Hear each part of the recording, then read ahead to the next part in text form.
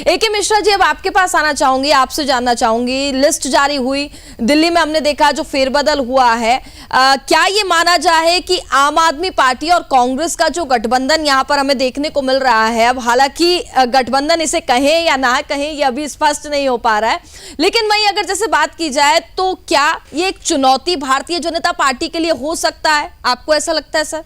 देखिए, बदली हुई परिस्थितियों में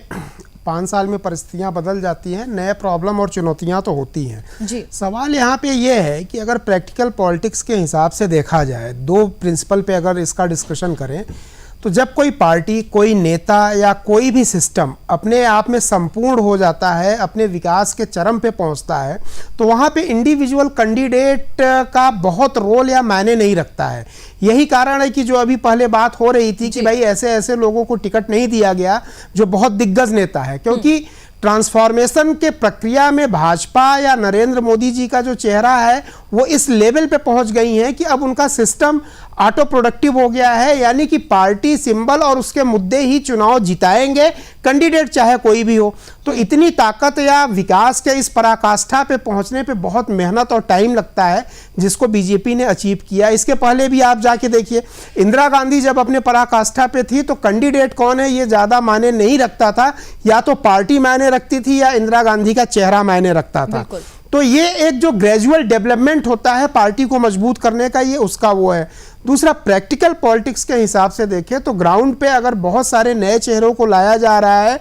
और पुराने चेहरों को हटाया जा रहा है, तो 4-6 महीने पहले देखिए जब महिला आरक्षण का बिल पास हुआ था, इसके साथ कई मुद्दे और बीजेपी ने उछाले थे। अभी आप देखिए कि पहली लिस्ट में जो इन्होंने महिलाओं की संख्या देखें तो लगभग उतना ही है, लगभग 30-33% के आसपास है। इसके साथ और भी जो इन्होंने मुद्दे उछाले थे, यानी कि ये पूरे कैंडिडेट को भी अब जैसे जाति जनगणना की बात बहुत अच्छे तरीके से चली थी, इस लिस्ट में देखिए तो कहीं कोई आदमी क्वेश्चन नहीं उठा पाएगा, और इस चीज को बीजेपी बोलेगी चुनाव में कि हमने तो महिला आरक्षण की बात की थी, हमने तो टिकट में वो करके दिखाया। जाति जनगणना की आप केवल बात करते हैं, लेकिन हमने टिकट के बंटवारे में उस चीज को करके दिखाया। तो बीजेपी कहीं ना कहीं पीछे के जो मुद्दे थे, जो इन्होंने उछाले थे और जो इस चुनाव में उनके भावी मुद्दे होने वाले हैं, उनके कोरिलेशन में भी ये टिकट बंटवारा कर रही है। और दूसरी इंपॉर्टेंट चीज मैंने आपको बोला, बीजेपी चूंकि अपने आप में स्वयं सक्षम हो गई है, इनका मैकेनिज्म, इनका सिस्टम, तो एक इंडिविजुअल कैंडिडेट और दूसरी अपोजिशन या राइवल पार्टी उतना ज्यादा जो है महत्वपूर्ण नहीं रहता है। मुझे लगता है कि ऊपर के लोग, बीजेपी के टॉप के जो लोग हैं, वो एकदम कॉन्फिडेंट है और वो इस चीज को समझते हैं कि उन्होंने जो मैकेनिज्म डेवलप किया है सिद्धांतों के आधार पे और मुद्दों के आधार पे, कैंडिडेट कमजोर हो थोड़ा सा वो भी जीत जाएगा। ये इस लिस्ट से ओवरऑल परिलक्षित होता है। और भारतीय जनता पार्टी हमेशा इस बारे में जिक्र भी करती है। और वहीं एके मिश्रा जी, आपसे जानना चाहूंगी, उत्तर प्रदेश की अगर हम बात करें तो 51 सीटों पर फिलहाल अभी उम्मीदवारों का ऐलान हुआ है, जिसमें हमने देखा जाए तो सिर्फ 4 सीट्स में जो है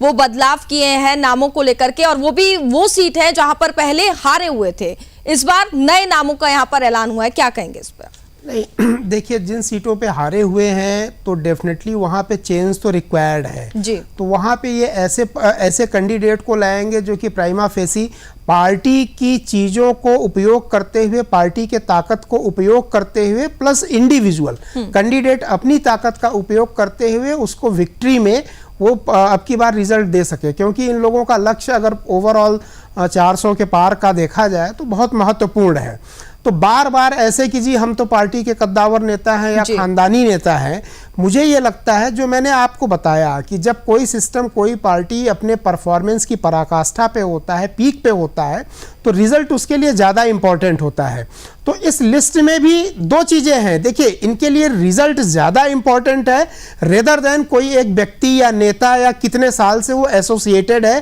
पार्टी में या उसका कॉन्ट्रीब्यूशन क्या है। और दूसरी एक बड़ी इंपॉर्टेंट चीज़ कि इस लिस्ट को देखने से स्ट्रेटेजिक वे में ये भी पता चलता है, ज़्यादातर विपक्षी लोग या पत्रकार लोग इसकी बात नहीं करते हैं। एक तो इन्होंने बड़ा कैलकुलेटेड रिस्क लिया है, ऐसा नहीं है कि ये लिस्ट एकदम फ्री फ्रॉम रिस्क है और 100% विनिंग फार्मूला है, लेकिन कैलकुलेटेड रिस्क लिया हुआ है। तीसरी इंपॉर्टेंट चीज़ ये भी बताती है कि लेटेंट वे में, साइलेंट वे में बीजेपी के पॉलिसीज में, उसके मोडस ऑपरेंडी और नेचर में चेंज क्या हो रहा है। देखिए, बीजेपी इस वक्त जो फंक्शन कर रही है ना, वो लीडरशिप स्टाइल अगर देखी जाए तो वो definitely bureaucratic style of leadership अपना रही है। ब्यूरोक्रेटिक लीडरशिप स्टाइल ये होती है, एक सिस्टम से ही चीजें ऊपर से नीचे चलेंगी, ऊपर के लोग या जो डिसीजन मेकिंग बॉडी है वो बनाएंगे, लेकिन इतनी फ्रीडम नीचे के लोगों को जरूर रहेगी कि वो अपने ओपिनियन, अपनी बातों को रख सके, और फ्री होकर के टॉप लेवल इसको डिसाइड करता है जो बेस्ट होता है। ये चेंजेस ऑब्जर्व हो रहे हैं इस लिस्ट के हिसाब से।